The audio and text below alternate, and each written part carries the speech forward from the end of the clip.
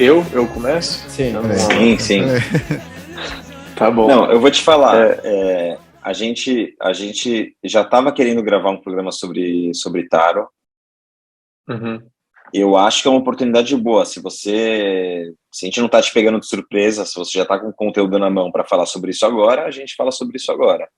Mas não te preparei, não mandei antes que a gente. Ou se você não gostar, a gente tira.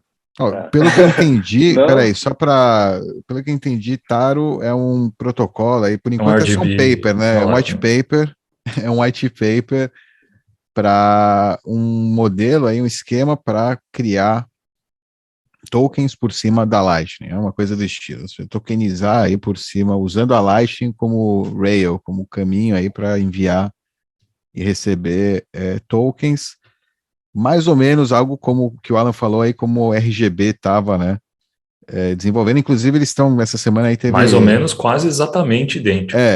Essa semana teve... Eu não conheço nenhum dos dois, eu não me aprofundei, eles ainda são projetos que para mim estão muito, né, jovens, estão ainda em uma etapa, né, tá bom, não é tão teórica, já tem software também, mas enfim, ainda é muito jovem. Mas estão falando aí o pessoal, né, que como o Alan falou, que é igual, que é muito parecido, que teve um tipo de cópia, né, que essa Taro é uma cópia do RGB para apresentar para VCs aí para conseguir dinheiro, para conseguir patrocínio. E é isso que eu sei sobre. Eu não sei o que é Taro, né? Já conseguiram. Eu não sei muito mais do que isso. Para começar, porque assim, tokens no Bitcoin a gente já tem em sidechains, por exemplo, na Liquid. Então, para começar, seria legal a gente entender qual que é o objetivo ou para que serve ter tokens em cima do Bitcoin. Qual seria a usabilidade disso? Certo. Então, primeiro, né, partindo desse ponto. Grande questão, eu acho que muitas pessoas não apreciam dessas shitcoins, né? É porque se a gente acabou de demonstrar por A mais B que o Ethereum não é descentralizado e ele é a maior shitcoin que existe, qualquer outra é pior ainda, por definição, né? Então, não é meio que... Bom, e claro, tem opiniões diferentes, mas o que eu vejo da maioria das pessoas não é necessariamente que token é uma coisa que é scam, que é uma coisa ruim. Mas é que um token, numa fundação de areia, ele não vai funcionar, né? Então, qual que é a ideia dos caras? Vamos trazer os tokens, deixa os caras criar as coisas aí, o que o mercado demonstra ter uma demanda do livre mercado, a gente pode implementar de alguma forma em cima do Bitcoin, na pilha do Bitcoin, né? Igual na internet. Exemplos de demanda, Nancios. O que seriam casos que representariam esse possível uso, essa usabilidade de tokens em cima do Bitcoin? O maior exemplo e o mais assim, e o que não tem a ver com ganhar dinheiro e tem a ver com os ideais dos cypherpunks e com os ideais de liberdade, são as stablecoins. Você tem muitas pessoas na Nigéria, na Índia, nos países, até no Brasil você consegue, né, melhorar a sua vida com uma stablecoin. Uhum. Mas as stablecoins, elas são um caso de uso real. E muitos bitcoinheiros não querem aceitar isso. Mas elas são um caso de uso real. Seria legal explicar por quê. Qual é a diferença? Por que nesses lugares que você citou a usabilidade da stablecoin, por que o Bitcoin não resolve esse problema e por que a stablecoin resolve? As stablecoins, elas têm o valor delas atrelado ao dólar, né? Um dólar token é igual a $1, né? Então, tudo bem que no West, né, no Oeste, principalmente nos Estados Unidos, a gente gosta de falar que o dólar é uma shitcoin.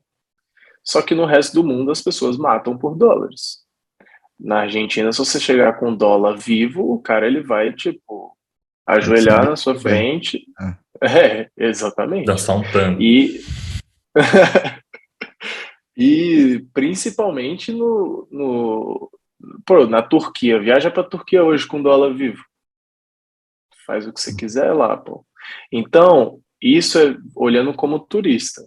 Como uma pessoa, vamos pegar aqui nossa vizinha, então, de novo, a Argentina. Se você é um argentino hoje, você tem limite em relação à quantidade de dólar que você consegue comprar, né? Já tem muito tempo que isso existe. Com uma tentativa de impedir os que eles chamam de os capital flights, né? Que é a fuga de capital do país.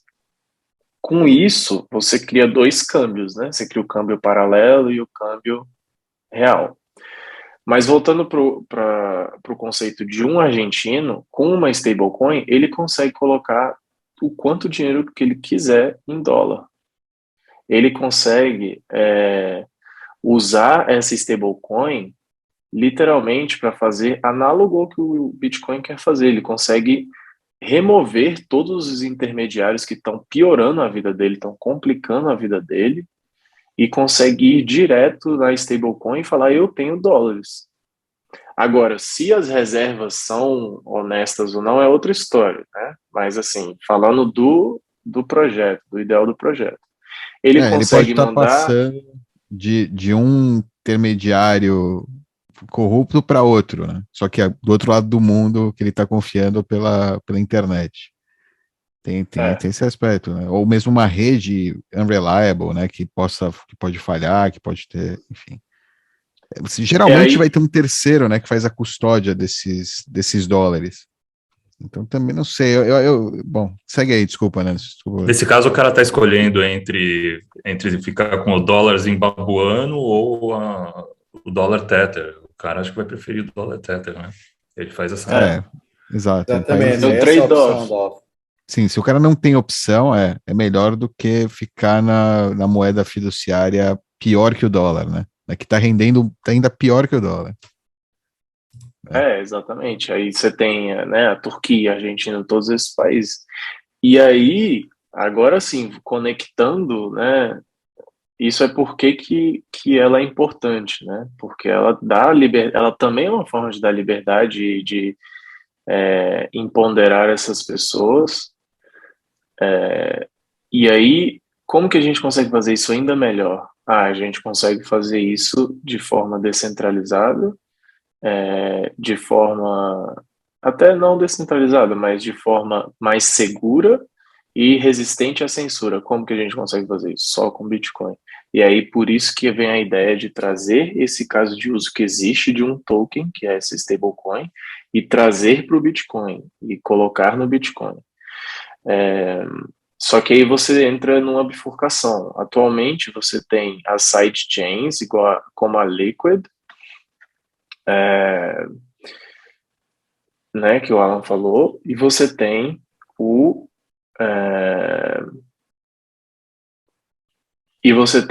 os tokens que já existem, o Ethereum, né, por exemplo. O de trazer para a sidechain já é uma certa melhora, porque você não...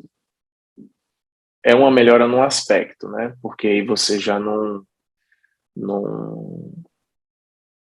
é 100% centralizado, né? No caso da Liquid, você está confiando na federação, né?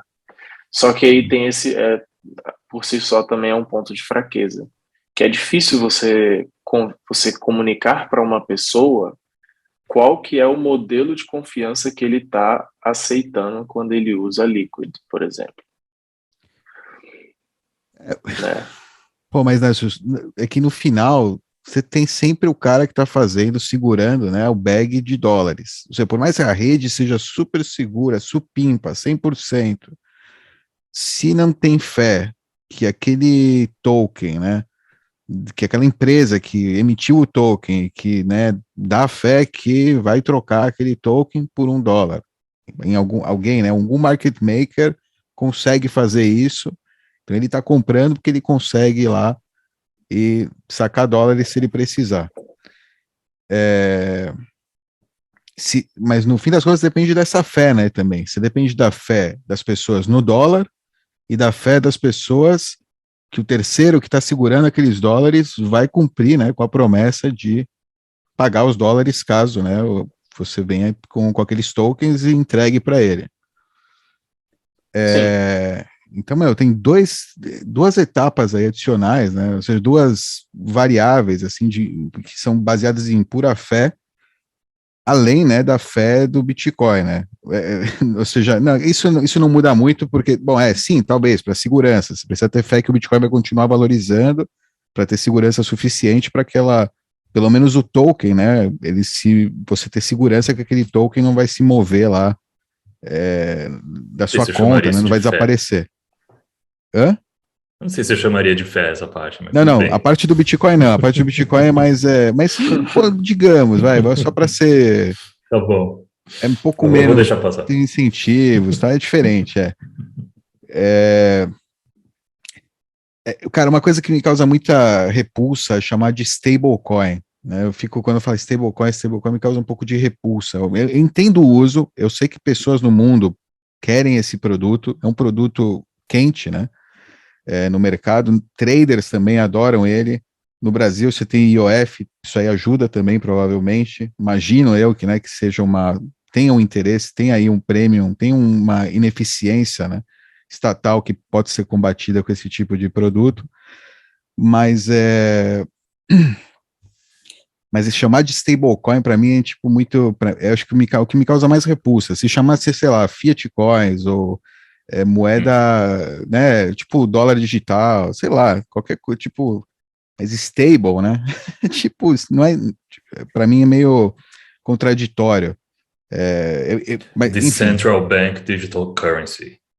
Exato. É quase uma CBDC com um banco, né, atuando como terceiro no meio. Dov, assim, eu acho que stablecoin tem esse problema grave, mas é tipo fichinha de cassino, é a mesma coisa, né? Você tem que confiar no casino, não é tão bom como ter a sua moeda, né? Como ter Bitcoin, por exemplo, não é tão bom, mas resolve alguns problemas que hoje Bitcoin ainda não pode resolver, principalmente nesses países. E Sim. esse problema você não resolve da custódia, mas pelo menos o da rede, onde ele é transmitido, onde é guardado o token em si, é muito melhor do que pôr numa porcaria do Ethereum, ou uma coisa assim, né? Seja Sim, Liquid, é bom pro seja Bitcoin, Lightning. né? Resolve essa metade do liquidez. problema da guarda e da transferência. O problema da custódia mesmo não tem solução. A única solução é quando houver hiperbitcoinização já não ser necessário a stablecoin. Mas até chegar lá, vai dizer ao cara que está lá na aldeola para usar o dólar zimbabueno. Sim, ou usar Bitcoin. É transitório. É uma ferramenta. Exato.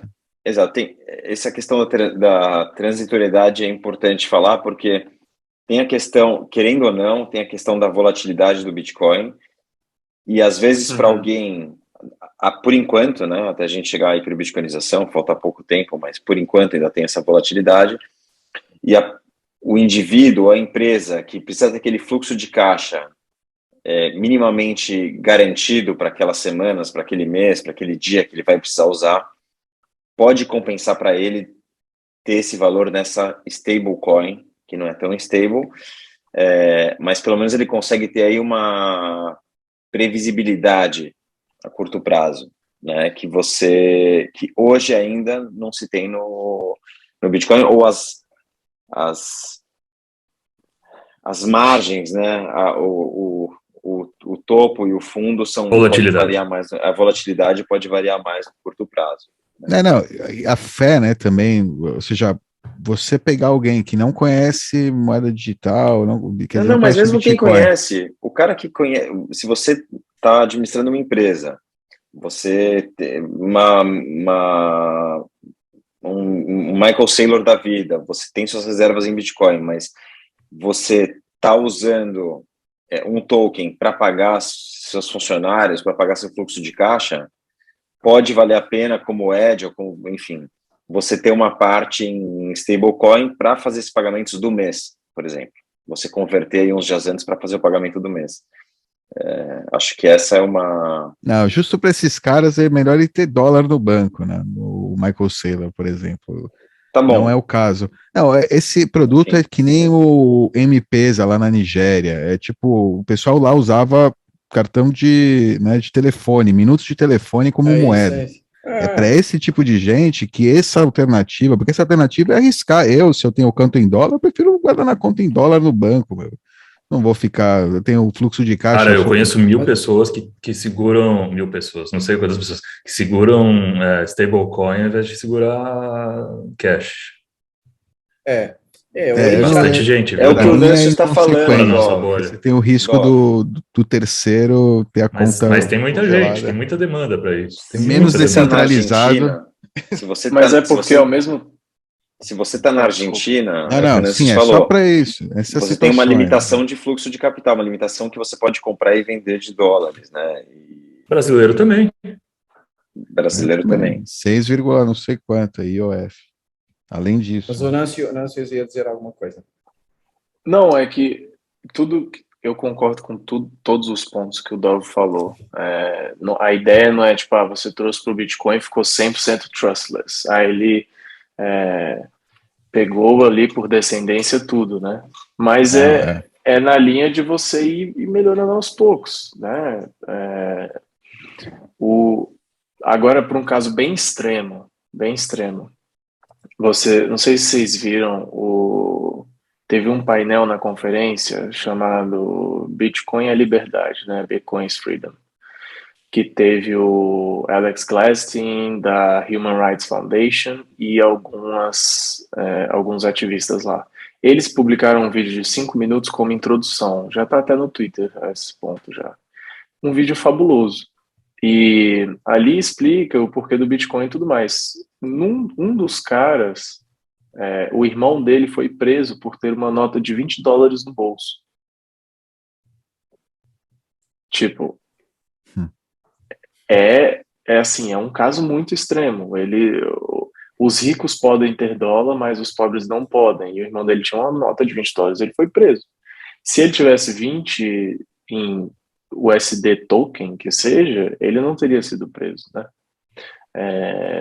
Então tem uns casos muito específicos e que sim, para mim, para você e para todos aqui nessa call, às vezes não faz nem sentido, né? Porque você continua tendo esse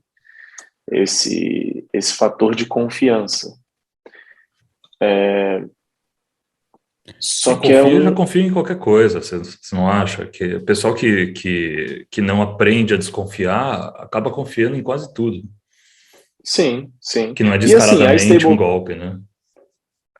A stablecoin, mais importante de tudo, ela continua sendo parte do fiat. Então, né, igual, por exemplo, o Dov falou, prefiro colocar no meu banco, mas o seu banco também você está confiando nele, porque a partir do momento que você botou lá, ele tirou tudo de lá. Sim, claro. Então é meio... então é meio que um modelo de confiança já parecido com o que as pessoas estão acostumadas. Uhum. Que elas estão confiando no banco e tudo é reserva fracionária, ninguém sabe as reservas direito, e aí elas já estão meio que acostumadas, elas já aceitaram esse trade-off aí. O cara ou nem está ciente desse trade-off, na verdade. Pensa de uma pessoa dessas funciona da seguinte forma: se der alguma coisa errada, eu processo. É assim que funciona a mente de alguém que confia. Se der alguma coisa errada, eu processo. É assim. E tudo bem. Exatamente. É menos de precaução e mais reação. Como de correr atrás. Reativa. Então, só que aí, quando você joga, agora voltando à Liquid, quando você joga isso na Liquid, você já tem o modelo de confiança da moeda fiduciária, que ele é replicado no mundo digital pela stablecoin, e aí você adiciona uma federação, sabe? E ela tem que autorizar o PEG-in, PEG-out, por exemplo. Tem toda uma baboseira lá que tem misturado. Então, você ainda bota mais coisa por cima. E aí, o que o Taro tá tentando fazer, né? Eu não sei se ele chega a ser um white paper. Eu acho que são 6 BIPs, né? 6 propostas de improvement, né? Para o Bitcoin. O que ele tenta fazer é retirar esse modelo de confiança de uma sidechain né? E estar nativamente em cima do Bitcoin. Igual, por exemplo, a Lightning é em cima do Bitcoin e a Liquid não é, né? Ela não tem as propriedades das transações do Bitcoin da mesma forma que o Lightning com as HTLCs tem. E aí o Taro, como que ele faz isso? Ele usa o Taproot para pegar carona no Bitcoin, é literalmente a melhor analogia, pegar carona nas transações de Bitcoin para representar outros ativos. E é um feedback loop ali, né? Uma coisa que se auto-reforça, se retroalimenta, porque para quem não tem uma carteira Taro, agora já assumindo que foi implementado, para quem não tem uma carteira Taro, é só uma transação Taproot. Literalmente, você não tem como saber pela definição do Taproot, pelas propriedades do Taproot, e você não se importa e você não precisa se importar. E uma pessoa que está observando ali também não consegue. Agora, as pessoas que estão transacionando os ativos naquela transação, se vamos botar de novo o USD Token, entre elas conseguem ver naquela transação o ativo. E aí, por ela estar literalmente junto ela ser transacionada por uma transação, né? Porque você difere em relação a isso. Você tem algumas propostas, algumas formas que você tranca bitcoins e aí você fica transacionando para sempre. Se não for a Lightning fazendo isso, não é Bitcoin, né? Hoje em dia. Então, o que o Taro faz? Você usa uma transação do Bitcoin para fazer essas coisas. E aí você pode, por exemplo, eu quero criar um ativo aqui. Aí você faz uma transação de Bitcoin e cria o ativo. A partir daí, você consegue jogá-los para cima, né? Uma camada acima para Lightning e poder transacionar na Lightning. Como uns estilos de HTLCs nativos do Taro, que você consegue ter essas transferências de multi-hop, né, que eles chamam, de você conseguir rotear os pagamentos pela Lightning. E aí, se isso... Multi-pet. Multi-hop. Bom, enfim. Não, acho que é multi-hop mesmo. Okay. Tem o multipath também. Não tem nada a ver. Também. Alright. Eu acho que não. Toda transação é multi-hop, né? O que é multi-hop? Eu não entendi. Tipo, dependendo da transação, você passa por múltiplos hops, por muitos canais. É porque o multi-hop ele só é possível pelas HTLCs, né? Se você pegar, por exemplo, a implementação da Synonym, não sei se vocês viram que eles fizeram uma transação de USDT pela Lightning, eles usam o OP Return para representar, para indicar o ativo. Então, todo observador consegue ver o OP Return escrito lá, Omni, né? A Omni é bem antiga, né? Na real. Mas você não consegue, nesse caso, até onde eu sei, e por favor, corrijam se eu estiver errado, nesse caso você não consegue ter multi-hop, porque você não consegue representar HTLC para você ir roteando e tudo mais. Então, pelo Taro, o que eles estão falando agora, a proposta inicial é que a capacidade de scripting, de programação do Taro seja um pouco parecida com a do Bitcoin Script atual. Isso faz com que você consiga rotear esses pagamentos através da Lightning, e aí entraria o multi-hop, porque você consegue fazer um estilo de HTLC para você conseguir rotear. Então, né, ao invés de eu só pagar o Dove, eu consigo pagar o Dove falando que o Dove vai pagar o Alan, que vai pagar não sei quem, vai pagar não sei quem, e aí vai indo. Nodes que fazem essa rota precisam ter o Node Taro, ou seja, o programa instalado, a NND, né? Dessa específico, ou querem fazer para ou seja, todas as implementações têm que ter isso, ou é algo que se eu não atualizar, por exemplo, eu vou igual tá roteando transação, porque igual a taxa, né, é em Satoshi, ou seja, o usuário que usa, o legal, né, disso também, pensando assim, né, as pessoas estão usando, tem demanda, é um produto que, né, vai existir, né, não dá para ir contra a maré. O Ethereum agora está fazendo heavy lifting nesse sentido, hoje em dia, né, eu acho que é a rede que mais, sei lá, pode ser que tenha outras, BSC, sei lá, tem outras redes fazendo isso, e não o Bitcoin, né? A Lightning como um rail super barato, né? E se provavelmente escalável, aí vamos ver, tomara que, né? Vai escalar, se ainda tiver esse uso, vai ter gente aí vai vendo onde pode tirar mais vantagem também, né? Para rotear pagamentos, para ganhar com quantidade. Então é legal isso, ou seja, a gente vai receber, né? Ou seja, os nodes vão ter que usar satoshis, as pessoas que estão usando essas stablecoins vão ter que ter satoshis também, vão ter que ter uma carteira Lightning e satoshis para pagar a transação, porque a transação é na moeda nativa, né, do Rail. Então essa é a parte legal que é bom para o BTC, né?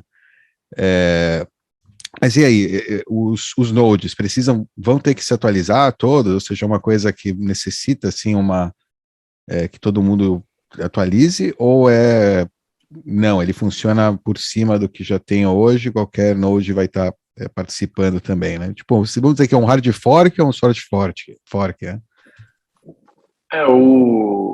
Não, com certeza não é hard fork, mas só o meu entendimento é que igual na blockchain do Bitcoin, na Lightning também, só precisariam da carteira, né, de Taro quem estivesse interessado no Taro, que aí faz com que seja totalmente opcional. E aí tem esse efeito que você falou agora, que se você tem muita demanda disso, as pessoas começam a usar, você precisa de mais liquidez na Lightning, né? Você precisa de mais bitcoins trancados lá para você usar, porque exatamente, você precisa de Bitcoin para você ter isso. Você vai pagar as taxas em Bitcoin e tudo mais. Então, você vai atraindo mais Bitcoin, você vai atraindo mais transação, você vai criando mais utilidade na rede, só que de forma opcional. E que se eu e você, a gente quiser só ter o nosso Bitcoin Core rodando e usando o Bitcoin normal, não importa, entendeu? Não vai afetar a gente. Entendi. Mas eu também não vou receber, provavelmente eu não vou tá na rota, né? Ou seja, para estar na rota, provavelmente você vai ter que estar rodando o software específico. Não sei, é que não, aí aí já vai um pouco mais a fundo do que. Mas pelo fato deles conseguirem a questão do HTLC, mas aí já pelo caminho mais rápido. Já é uma guess, né? Tipo, como ele consegue fazer se você tiver um Taro script, né, por exemplo, que for adicionado depois, que for além das capacidades, capabilities, acho que é capacidades. Capacidades, isso, capacidade, obrigado. Tá foda, hein?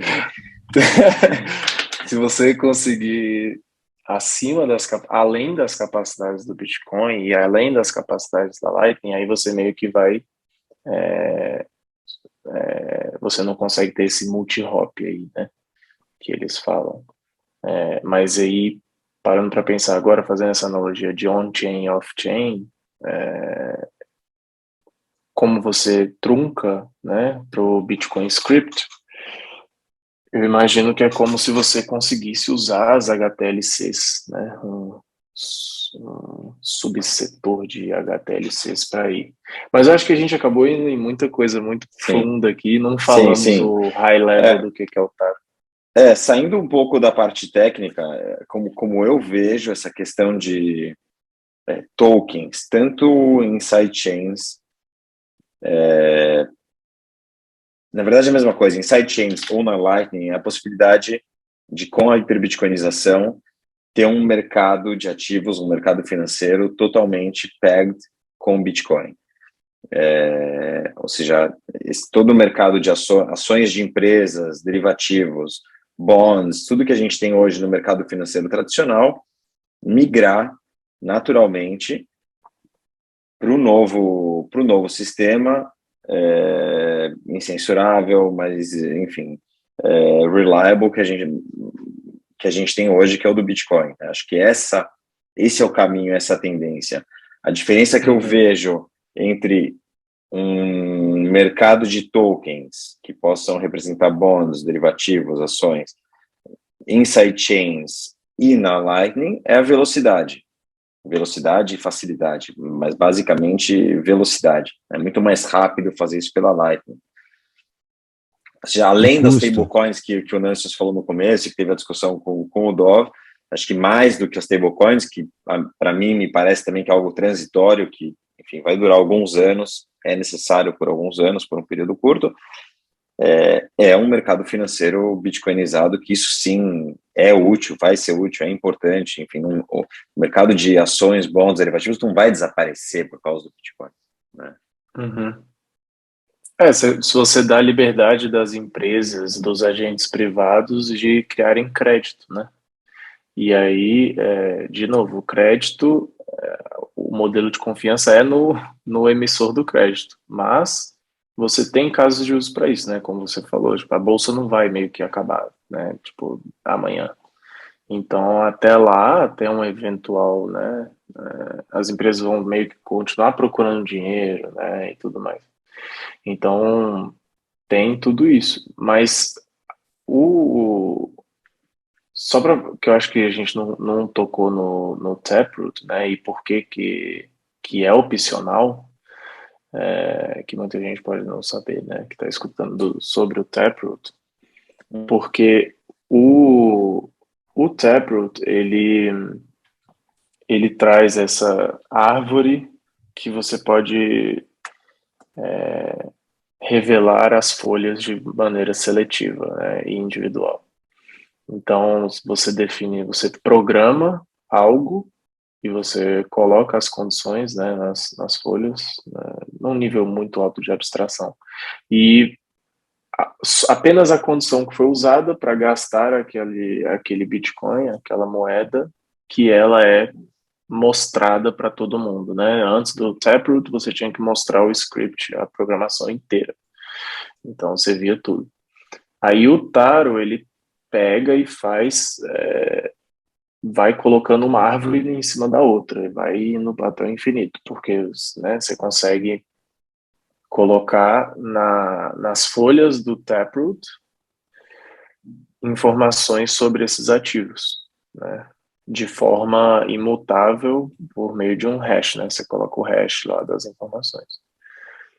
Então, quando vai, aí, por causa do Taproot, você vai ter a transação normal, que ela vai ser mostrada na blockchain para todo mundo.